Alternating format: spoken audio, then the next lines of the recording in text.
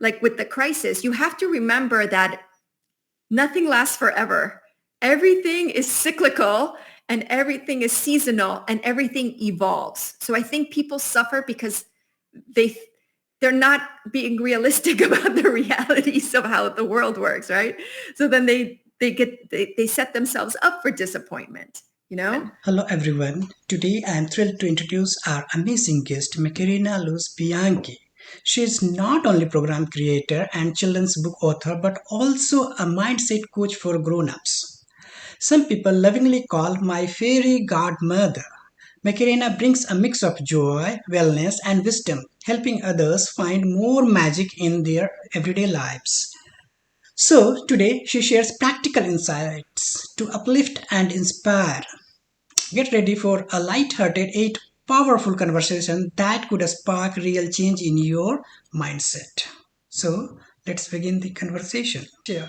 Okay, so we can start with the first question that of course you can share your experience with the all the something like what happened and how you just started this career and what are the motivational factors that come across and that motivated you. So we can start with such your experience only. It's a lot. I have a lot of experience. So So tell me briefly, the question like succinctly. specifically, yes, you can highlight the major experience out of those a lot. So I've been, I was like born a workaholic pretty much. Like I remember having workaholic thoughts at 5 years old, like no more messing around. I'm about to turn 6. It's time to get serious, like thoughts like that. Very, very young. So I always wanted to do a lot. And I had a sense of, I could tell that my brain worked a little differently. I could see things other people couldn't see. So I was always in like an advisory or counselor type of role, even as a child, even as a child. So I made a choice not to go to law school. I made the choice to go to film school for grad school. And I had, before that, I had my 2 bachelors, one in international relations and another one in environmental studies. So like you, I'm very, very well-rounded. And I always had that in me. Like, I was like, I wish I could just be interested in one thing. I was like, everything's interesting. So it took me a while. I realized there's a system, a personality system that's really useful called the Enneagram. It turns out that even though I come off as an achiever, a number 8, um, that's a challenger, excuse me. They're like the leaders because I was the film producer and I kind of come off that, but I'm really a 7, which is an enthusiast. So I can find anything interesting, which is wonderful, which is wonderful. So it was hard to like decide. And I didn't realize at the time my talents. So I didn't know that writing was a talent. I thought because it was so easy, I thought everyone could do it. But that was not the case. There was something the way I wrote and I expressed myself that was unique and interesting. So now I'm a publisher. I'm a mindset coach. I have more than 40 books on poetry for expression, like everything from happy birthday, happy anniversary, get well, sympathy. And then, of course, I have my kids' books, the Grateful Giraffe series. So, but how I got from there to here, well, first of all, it's been like 30 years. So a lot of career up and down. So I was a filmmaker and I was great at it. However, it is a job that you can't do 24 hours a day. So I started realizing like in my late 20s, maybe I have a problem. People close to me were like, isn't it strange you can't take a break and you don't want to go on vacation so that's kind of what hit me when I realized, yeah, so because film is very intense, I started my own business. which is even crazier. It's just as bad, just time commitment wise. So that's when I realized, oh my God, I have a problem. And really my workaholism had to do with me not wanting to face my trauma.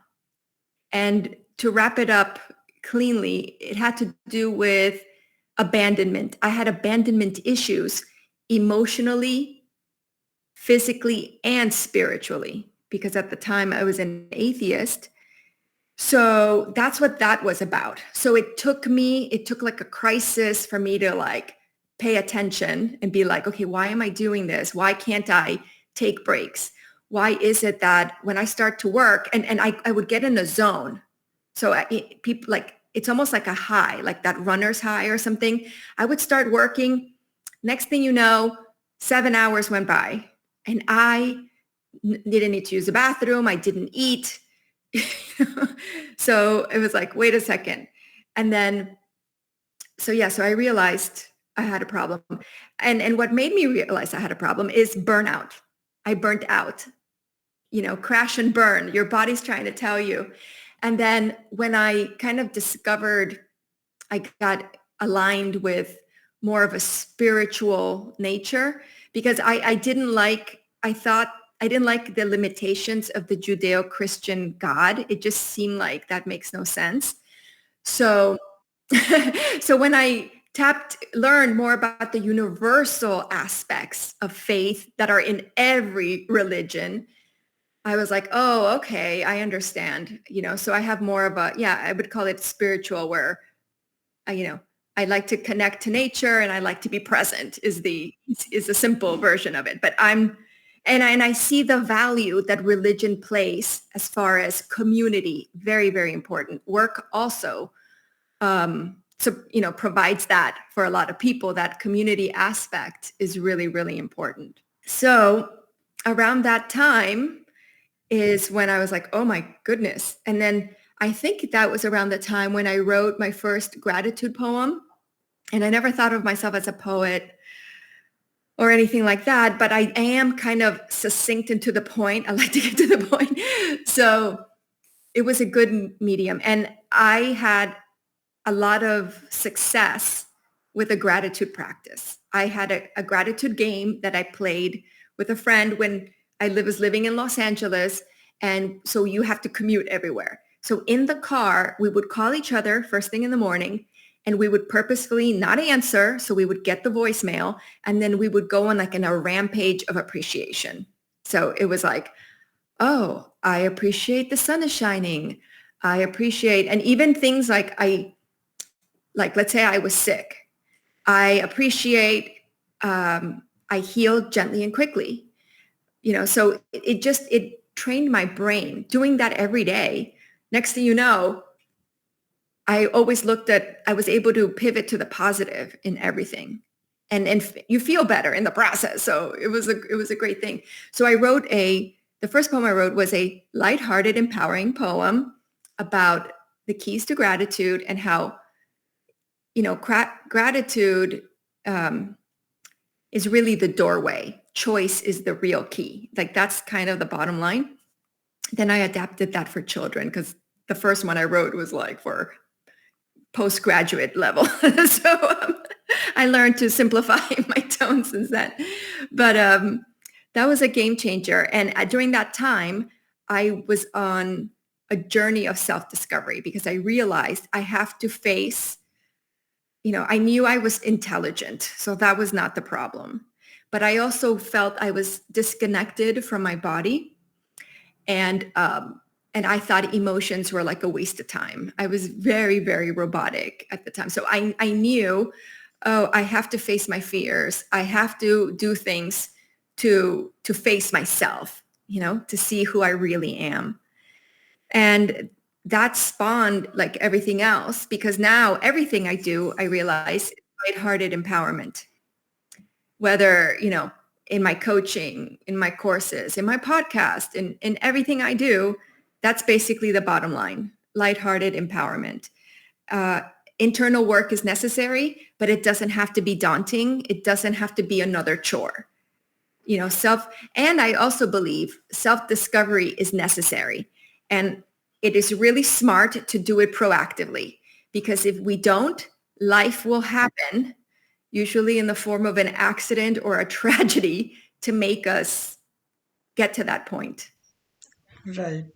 Because these are the terms that self-discovery, introspection, these are the things that basically need to understand first. Only then people can just start working on. Just having the long-term vision, there are a lot of distraction on the way. So this is another question that if you have the long-term vision, so you face a lot of difficulties on the way. So on that account, how to keep oneself motivated, because and protect oneself, armor oneself from that sort of distractions. So what to do? Yeah, I love that you bring up distractions, because like all of this requires like what I call human hygiene. Like everybody knows corporal hygiene. We shower, we brush our teeth, right? However, what hygiene do we do for our mental state and our emotions, and spiritually emotion, so I call that the wonder. It doesn't matter what it is, but how are you? So every day, these things need to be addressed. So one of the things is, I find we distract ourselves. We take the bait, right? We take the distractions because we're not present. So when we're grounded and present, then it doesn't matter what happens, because then it's almost like Aikido. Oh, that's not for me. Interesting. Like you can easily dodge. Like it's beautiful. So I always say, like, my life is magical, but every now and then it's not. So when it's not, I'm like, what is happening here? Kind of like, whoa, why this is not what I expect. Number one. Number two, how can I treat myself better? Where have I ignored self wellness that this is coming to me? Do you know what I'm saying? Does that make sense? So I one of the things here's a tool that I think is very, very necessary. It's the your daily debrief, or your brain dump at the end of the day, whenever it makes sense for you. If you like to write, write. If you like to sing, sing it. It doesn't matter. Speak it, talk to your dog, it doesn't matter. But the day needs to be processed, right? Consciously. So it usually starts with like, what did I do this morning? Oh, I had this great conversation, with Mukesh. Great. That went great. And then, then I'm going to consider what, that was an example of the magical conversations I have with people on a regular basis. More of that. I like that. How does it get better than that? So you can go through and say, oh, let's say at lunch, there was terrible traffic. Ooh, that was unpleasant. But I knew to turn on happy music, so I didn't take the bait. So whatever it is, it's almost like you go through your day, you recap your day. Okay, what happened? Do I want more of that or less of that type of thing? Like yay or nay, very clear, so that you can go to sleep, because your brain will answer the questions you ask it. So like, let's say you want more success or better clients, right? You need to be very, very clear what that means. Okay, what does the better client mean? What kind of conversations do you have with them? How easily do they pay you?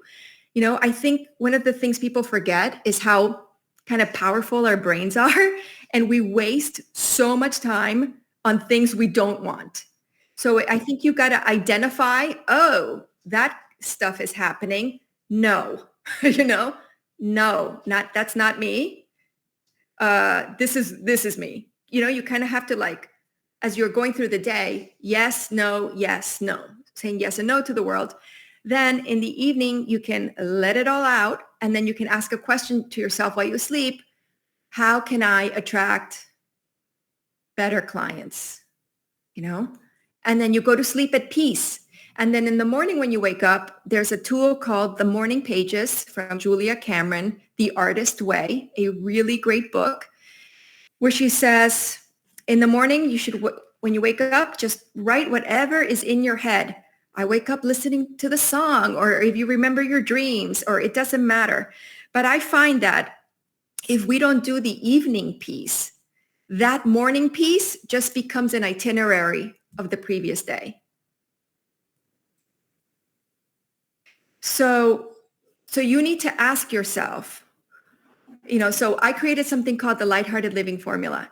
And this is wonder, wellness, and wisdom. Why? Because that is the full expression of mind, body, and spirit. So you want to think like, because self-expression is so, so important. And most people are walking around in some kind of autopilot. So it's really important to know who you are and express who you are. And that's actual real balance. So when it comes to like wisdom, let's say that has to do with your habits and how you think and your mindset, right? Then wellness is that's the corporal stuff we talked about. Are you eating the best quality food you can? Are you sleeping enough? These sort of things. Are you exercising? Even if you don't have time, are you at least stretching in the morning before you jump in the shower? Like, what are you doing to make sure your wellness is able to be expressed, right? So that's kind of the question. And then with that, then you do the daily review of the day. And then when, like, let's say something really bad happens. I know this was another one of your questions was, there's power in accounting when things don't go the way you want. So I use a planner, like a weekly planner. And I say, today, my husband was angry with me, for example, right? Right. And then I was like, oh, yes. I was preoccupied. So I was not my usual present self. So, so I have to take responsibility for that when I'm giving him my full attention, it's glorious. But when I'm not, it like creates a vacuum, So yeah, do I want him to be upset with me? No. But what happens when it happens? I listen. Okay, he's right. I'm very flexible. I'm very fluid, which is great. But mealtime should be sacred. You know what I mean? Because that's time we have together. And then what if I'm not eating? What am I doing? I'm just working. So because of my workaholic tendencies, I have a good partner. He's like, hey, honey, and I'm like, yes. So I write what happened. Maybe I didn't like the way it came out, but I see the point. I see the value in the experience, right? Even though it's unpleasant. So anything unpleasant or that I don't like, I write it down. Because once you write it down, you account for it, You take it out of your being and you put it down. Okay, that's what happened. Then you can look at it more objectively. Then if you want, you can review it a month later or a year later and say, hey, what did I learn? What happened? Maybe I was disappointed, but it only lasted a day, And then it's like, oh yeah, I remember I really wanted that. Then I was really disappointed, but I got over it in a day. So you build resilience, emotional resilience that you can handle things. So that's what to do when, unpleasant things happen. Right. And thank you so much, first of all, for this answer, because this is really something like so many points that people can learn from that. The starting with the hygiene word. Of course, as we have the food unhygienic, then of course we fall ill or something like that. So of course, if mind is something impure, unhygienic, then of course we can't do something productive. To just keep on doing something productive and efficiently, we need pure mind. and healthy mind. So of course your term that hygiene, it's really wonderful term that people need to catch that and need to work on that.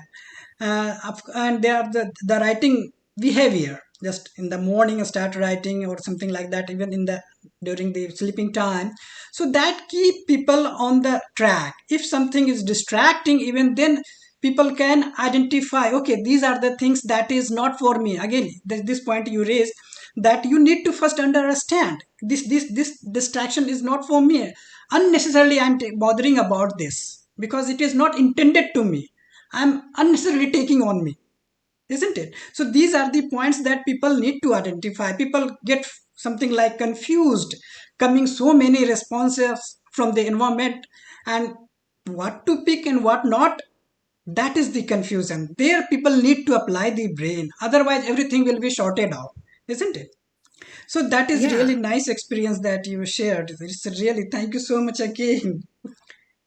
But keeping but that is of course in spite of knowing all these things, having, but many a time in the life there are so many things come up directed to you, despite you don't want those kinds of responses or something like it, and that kind of any distraction, any sort of, to particularly in that case people get demotivated, right? People don't have that much courage to fight with that thing if directed to that person only. If not, fine, but if directed to that person only, means if something like health issue, consistent health issue, financial issue, because these are the thing directly affecting your personal behavior, and not only personal but also professional behavior. So in that condition, if you are facing financial crisis, health issues, then how to counter that? Great question. And you mentioned before, like things can be very overwhelming at times. That's why that, you know, mindset hygiene is really important so that when these things happen, you're better equipped. Like your tank isn't empty because these things will happen, like it's life. And the other thing is you mentioned, yeah, most people, there's no shortage of information out there, but what people need is to implement. So you have to take these concepts and figure out how to implement them in the good times so that you're more resilient in the bad times. And then another thing to add to that is you want to constantly understand your bandwidth. A lot of people talk really poorly about themselves. They say, oh, I wasn't smart in blah, blah, blah. Instead of like, at that time, I didn't have the bandwidth, because bandwidth applies more than it's time, it's energy, it's a lot of different things in this concept of personal bandwidth. So when people, sometimes people ask me to do things and I'm like, I don't have the bandwidth for that right now. Thank you, and then they understand, it's not because I'm too busy. If I'm going to do something, I want to give it my full attention. And if I can't give it my full attention, the answer is no, but to what you're saying, it's really important to, before the financial or health crisis, which I've had both many times in life. Okay. Just to be clear. I know it's funny. People are like, oh, but you're so happy-go-lucky. Yeah, because I've burned out. I've crashed and burned. So I learned how not to do that. So, so build resilience. So when life happens, people get sick, external things happen that compromise your money, your home, all kinds of things can happen, external things. So, and then mistakes happen, of course. So when those things happen, it's very important to prioritize and simplify. Okay. So my stepson we had a health crisis where he had something called Lyme disease. Hopefully you're not familiar with it. It's horrendous. It's a tick bite, but this disease mimics any other disease. So it's so difficult to diagnose. So when that happened, it was like, oh, okay. We had to kind of put work aside because it was like a life and death situation. So you have to, so then it got very simple. we had to do the minimum for our businesses because we had an emergency, a triage, a crisis. So and usually it takes a little time to deal with the initial part of a crisis, but then you will get into a rhythm where it's easier to kind of bring things in. But like bandwidth, when a crisis happens, okay, you have enough bandwidth to deal with the safety issues. So for us, it was, we have to make every meal from scratch because he couldn't tolerate any medication or anything. So then we had to arrange our lives. The first week was really difficult, but then we got into a groove. And then it was like, okay, where the first time it took me like, 3 hours to cook because I was like, what? I had to understand it.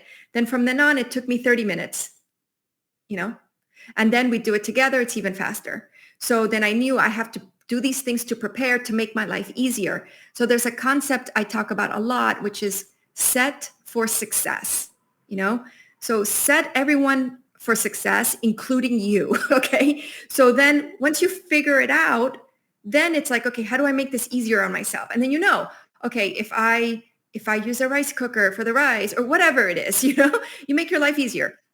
But at first, all hands on deck type of thing. And you have to honor, I'm in a crisis. Everything else has to wait. And usually that happens naturally in a situation, whether it's an accident or something like that. Financial crisis. I've had many friends who've gone through this. I have gone through this where you have to just very simplify. So first you have to have if you're having financial problems, hopefully you're employed. If you're not employed, you have to get employed. It doesn't matter what it is. When my mom got sick, I had writer's block, and there was it was like after the tech stock crash, the economy was really, really bad. So here I am as a, very overqualified, I have bachelor's and master's and here I am trying to get like a job as a hostess because I didn't have the bandwidth to do the copywriting courses I was writing because my mom was dying of cancer. So I got a simple job. I got a job in a grocery store called Whole Foods because it was a positive environment that I liked. So what happened? Of course, I was overqualified. I just blended in. It was like such a experiment of being human. I went there without any ego. I was like, okay, how can I help? Within 6 months, I was a marketing director of the store. So and I helped them in a lot of ways because they had never had someone of my caliber in that position. But it was great to blend in. It was so yes, it was a terrible time, but it was a wonderful experience for me to understand my resilience and how I can be human with anyone. Yeah. So one of the funny stories is I got in there and there was like a committee that's from management to the employees. And I've had companies, I've always been in leadership. So I see the difference between like managers and employees. Same thing in film, between like the business people and the creatives, between the talent and the crew. Like sometimes there's these kind of clicks that happen. So if you understand that, you can navigate easier. So because of my previous experience, I was human first, not, don't you know who I am? I've made movies. No. If it came up in conversation, so then when it was time, nobody wanted to take this committee position, which was a liaison between the team members and the management. I was like, oh, I can do it. And then people were like, don't be discouraged. Nothing gets done. They never had a producer before. I did more in 2 weeks than they had done in 5 years, But that's how people got to see, oh, she's quite capable, So anyway, it was a great time looking back at it of me, saying it doesn't matter. I can I can be down to earth no matter what. I can be a human first and have magical experiences, even though I'm going through something horrible, you know? So when people are having financial problems, stop the hemorrhaging, stop the hemorrhaging of, I'm not saying that word correct. Stop the outflow. I always say you need to have three budgets: low budget, moderate budget, and high budget, depending on the situation, because things change. So when you don't have money, you never say, oh, we can't afford that. You say, that's not in the budget. These are like mindset things where you're like, this is temporary. Whatever you're earning, always say, oh, I'm only earning 100,000 a year or whatever. I'm only earning 100,000 a month, whatever it is, so that you're always priming yourself for more, you know? So in a crisis, you have to handle the crisis, it prioritizes itself. Then as you learn to live with the crisis, your bandwidth will adjust and then you can add in things. But if you're already, so I think like my morning routine, I see it like as an accordion. Sometimes I have a little time, and sometimes I have a lot. But even if I have 5 minutes, I can do my little yoga. I can make sure my back is in alignment. I can do deep breaths. I can listen to a positive song while I'm doing that. And then I could take 30 seconds to tune in. Done. I can do that in 5 minutes, Is it better if I have more time? Of course. But so once you've trained yourself to have those habits, those sacred practices that are unique to you, that feed you, that help you, right? Because you have to play to implement what's going to work for you. And it's better to do these when things are not, in crisis mode. So then you deploy, then the things go, so if you have that morning ritual, then it takes me 3 breaths to calm down no matter what is going on. I can do that anywhere, So because I've trained myself, like, the first breath is I relax my body. Okay. Then second breath, I relax my mind. And then third, I drop in. I feel like heart-centeredness, right? When I do that. So my whole energy shifted when I just did that. And it took like 3 seconds, 3 to 5 seconds. Why? Because I've trained my body to do this. So when crisis happens, everybody's running around like crazy. And I'm just like, okay. What needs to be done? Right? So those are my suggestions on how to handle those things, because they're going to happen. It's life. Right, right. Just on conclusion of this answer, that having the conversation with oneself, whatever the situation is, awareing oneself what is going on, right? So until unless you have the reality check kind of thing and you understand or appreciate the current environment, what is going on, whether it is health issue, financial issues, till then it is difficult to find out the solution, because bothering something doesn't resolve the problem, isn't it? As you said, you faced the financial problem and then you just accepted the job that is not, of course, competent enough or something like commensurate with your qualification, right? So even then you accept that and you proved yourself there, despite that is not of your field, not of your education. Even then you did very well there. So reality, appreciating the reality is very essential kind of thing that keep people motivated or aware of what is going on. So always not, what I learned from your answer, that is, what is not something like, do not be stubborn kind of person. Okay, my qualification is this, so I will do only this kind of work if I get, otherwise I will be just sitting like this. So that doesn't work out, isn't it? So that is really nice kind of experience and answer to just understand the reality.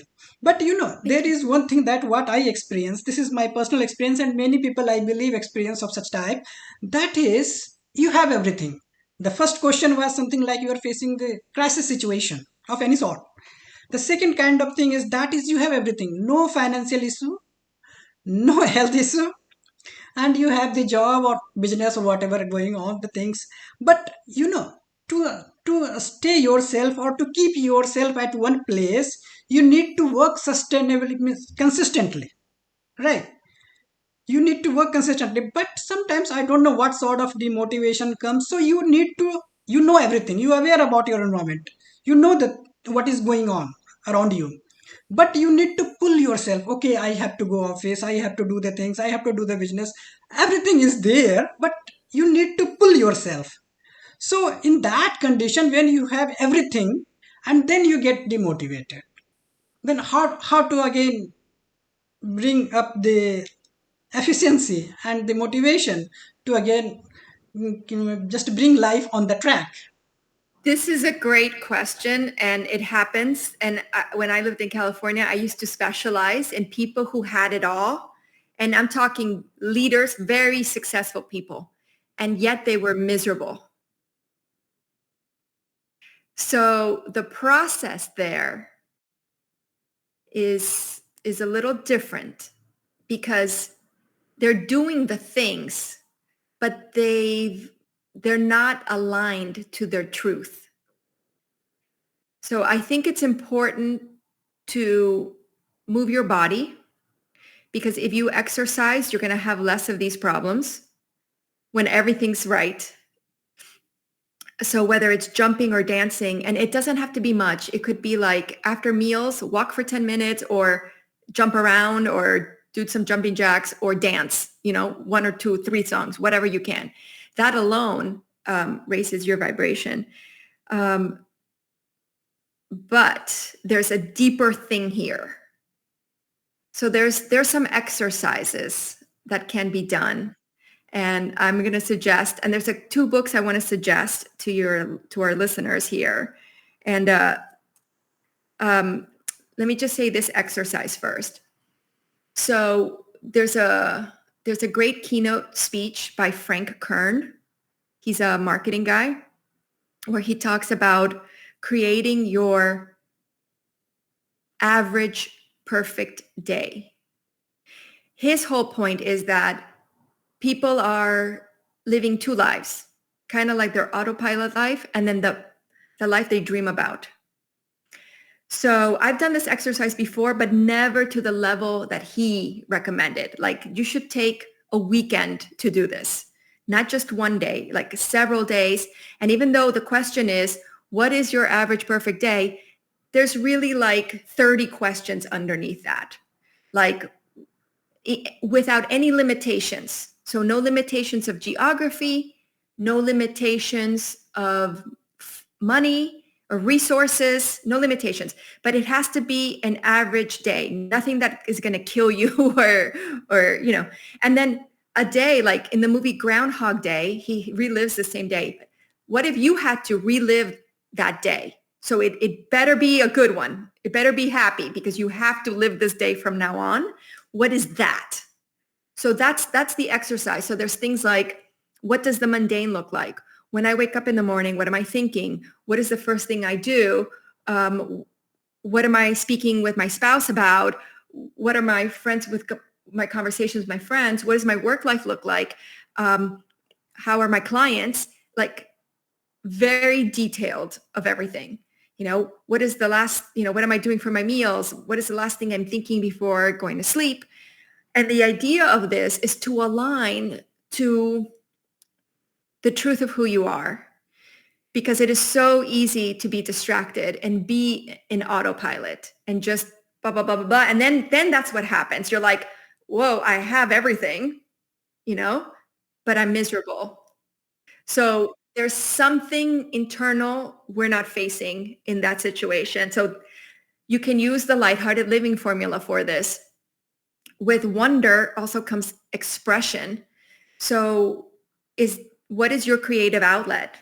When I'm out in the world, I have beautiful conversations with people. And sometimes I ask that, like, so what's your creative outlet? And everybody usually has one. And if they don't, I help them see like what they do is creative anyway. So if you're expressing yourself fully, you're satisfied. That's the, I just told you the secret to life. Okay. When you're fully expressed, you're satisfied. So if you're not satisfied, there's something you're denying about yourself. Sometimes people are in an unhappy marriage, or they're in the wrong marriage, or they became, a doctor because their parents thought that's what they should do, but they really want to do something else. So you have, it's all of this self-discovery. So to keep motivated is do the inner work, make sure you are expressing your wisdom, make sure you're expressing your wellness, make sure you're expressing your wonder. If you do that, I guarantee you life is wonderful, no matter what is happening. Right. Right. It's something like, people see the spirituality or professional life or personal life separately. If you see the things distinctively, then there is a problem. What I experienced, because spirituality is something that keep a balance between the personal and professional life. So you cannot separate that. If in political science talking about the balance of power, so government has different machinery to just to balance the power among themselves. Similarly, if body has something, so something like it needs to be balanced. So missing out the spirituality is something that missing out something from the life, and that hinders or something like distracts how to balance between the personal and professional life. So your point is regarding the spirituality, the practice of spirituality is very essential, that people, young people, they miss out that. So they think spirituality means going church, temple, or mosque, whatever it is, something like that. But it's not like that. It is much more than that.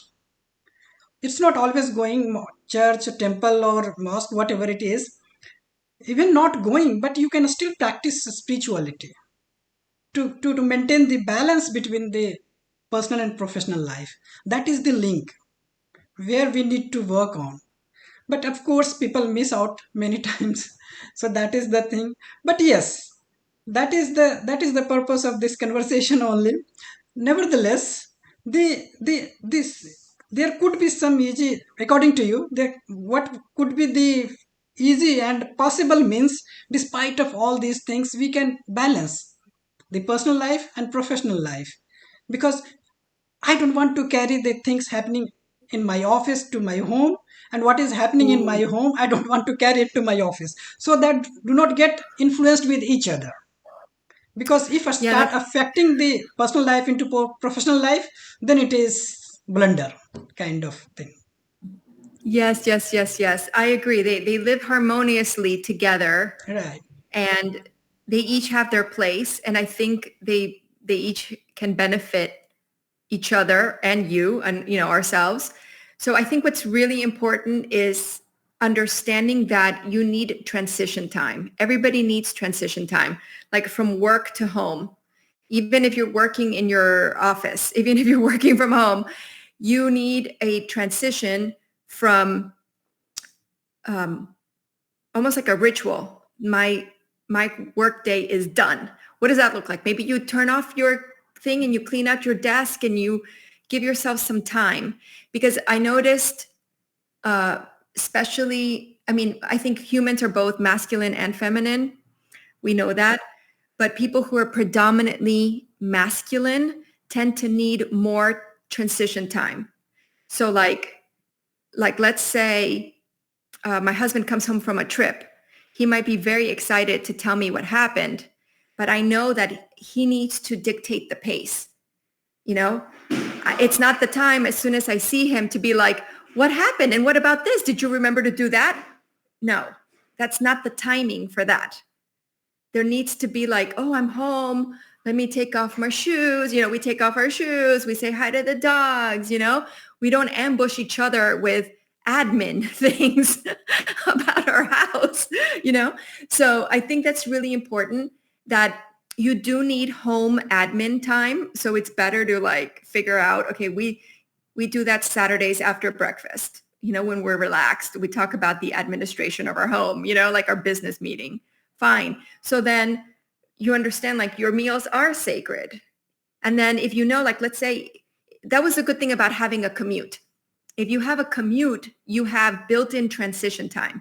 If you live at home, it's good to like go outside, go for a little walk, um, change your clothes, something to transition from work to off work. That is so, so important. And again, these things are not difficult. They're so simple, yet they need to be implemented. Whatever, they need to be experimented with and played with so that you can figure out which is the one that's going to work.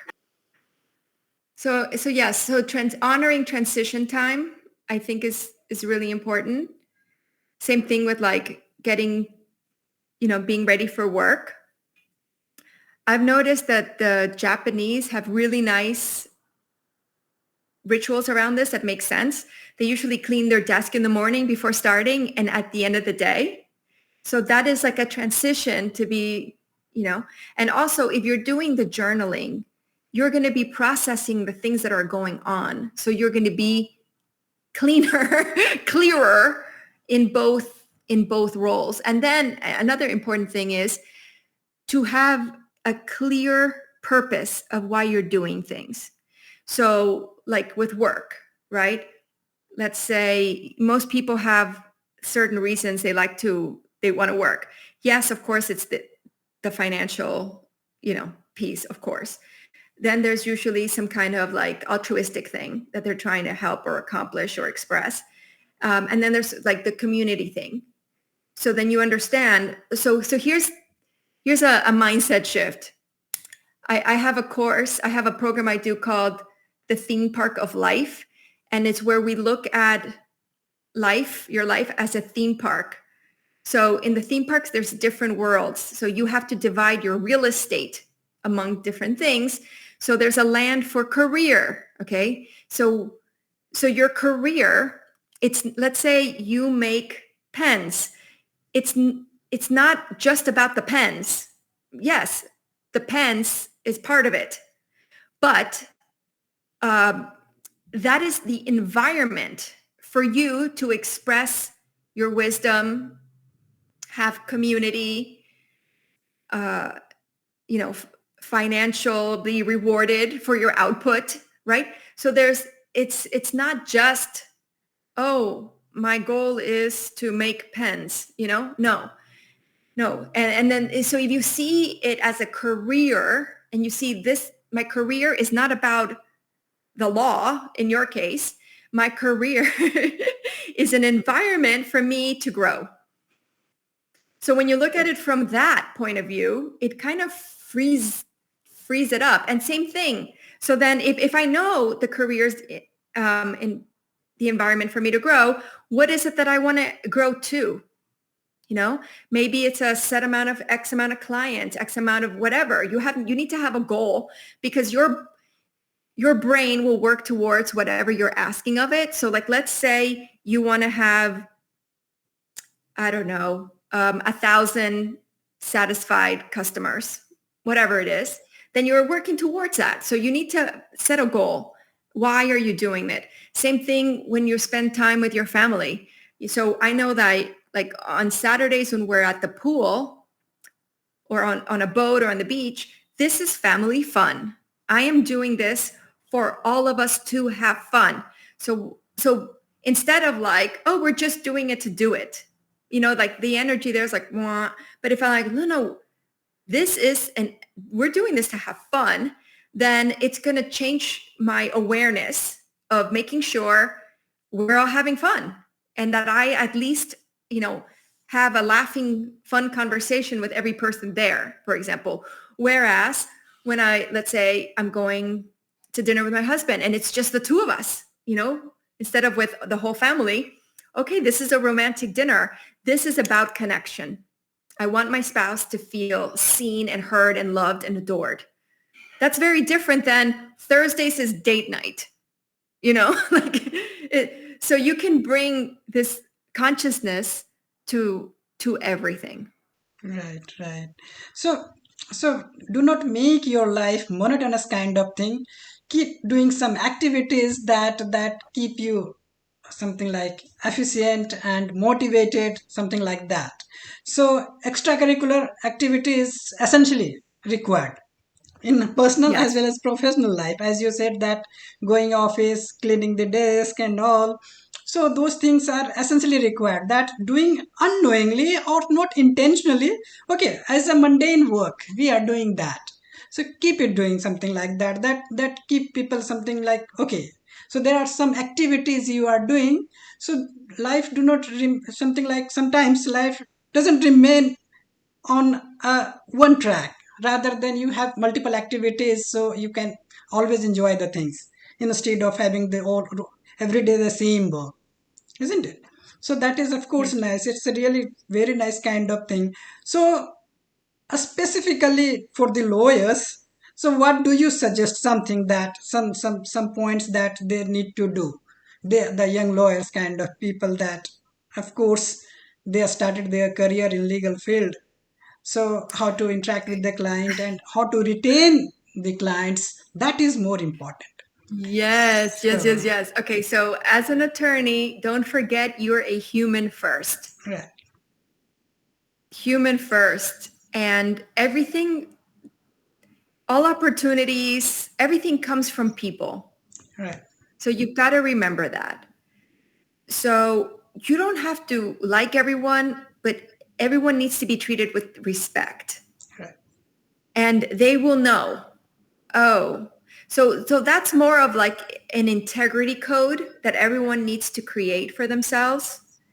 Like, Richard Branson knows the name of every person who works on his island, right. every gardener, everybody.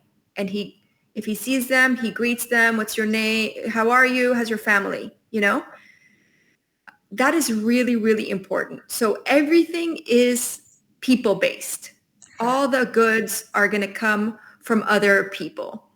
Now, that's a reality. You can you can use that to your advantage or not. It's up to you. So I would suggest that if you can admit that that is a reality, why not uh, make the best of that and Right. be kind and respectful to everybody, everybody.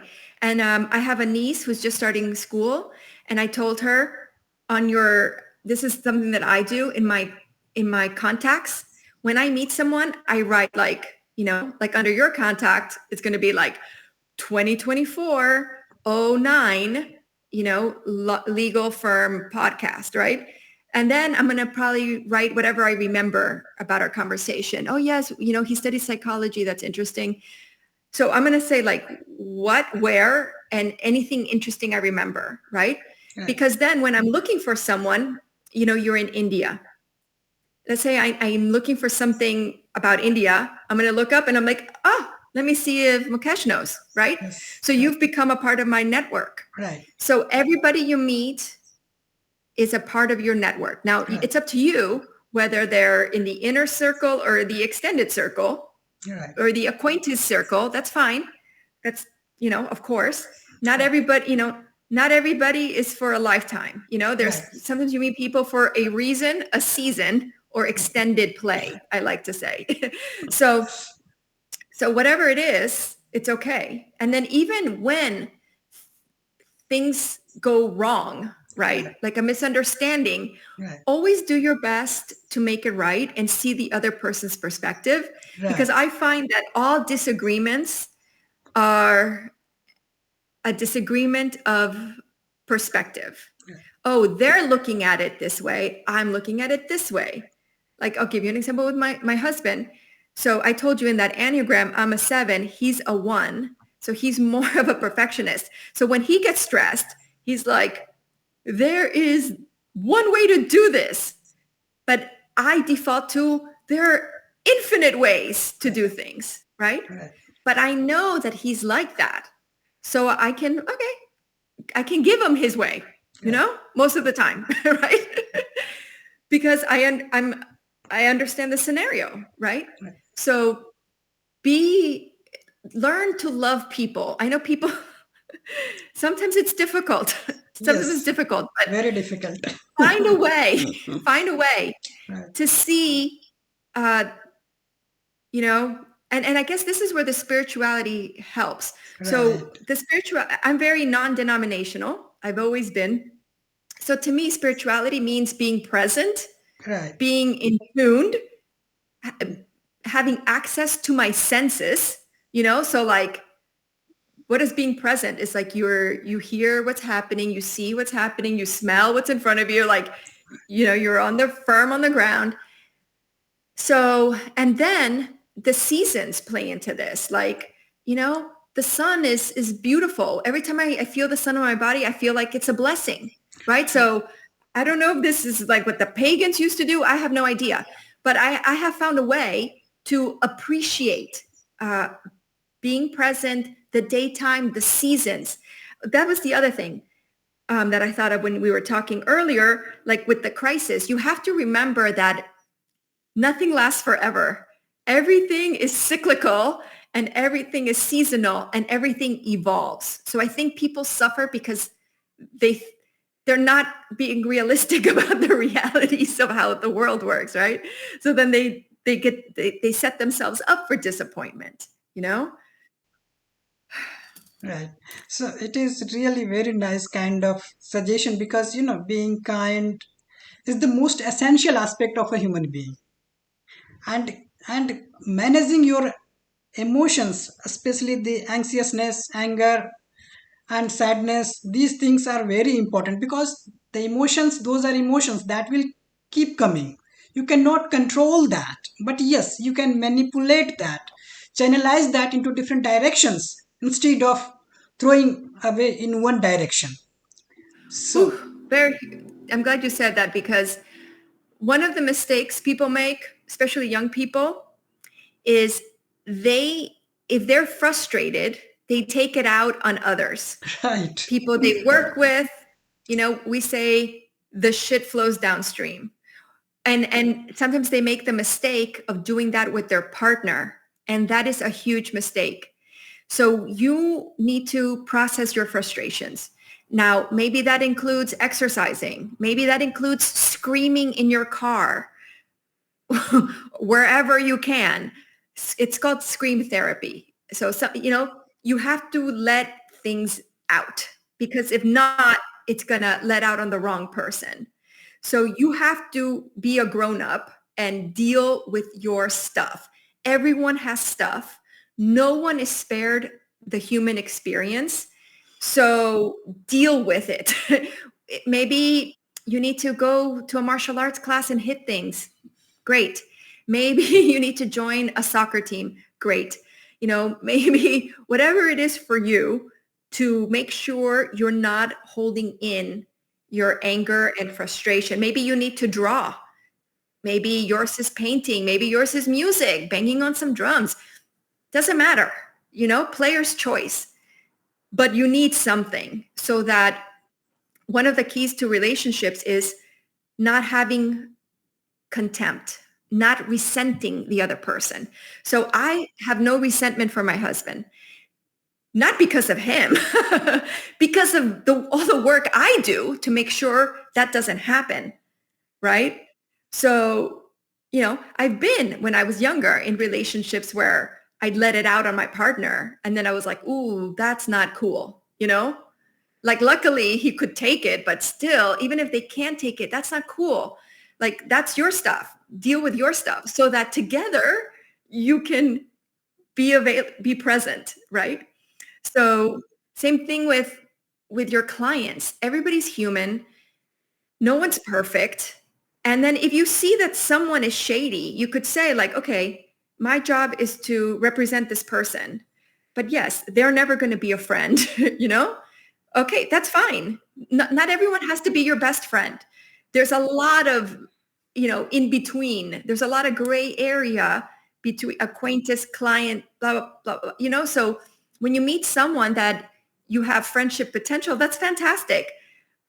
But if you don't, that's okay. It's more important. One of the mistakes I used to make is I used to almost see the good in everyone. And that is, it's nuanced.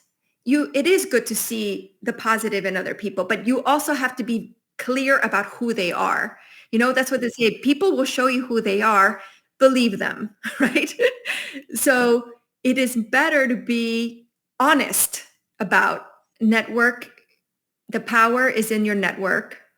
So keep good records so you can keep track of people, and also be, I forgot the exact things, but it's like to be a people you want to have a longer relationship with, compliment, console, and that, what was the other C?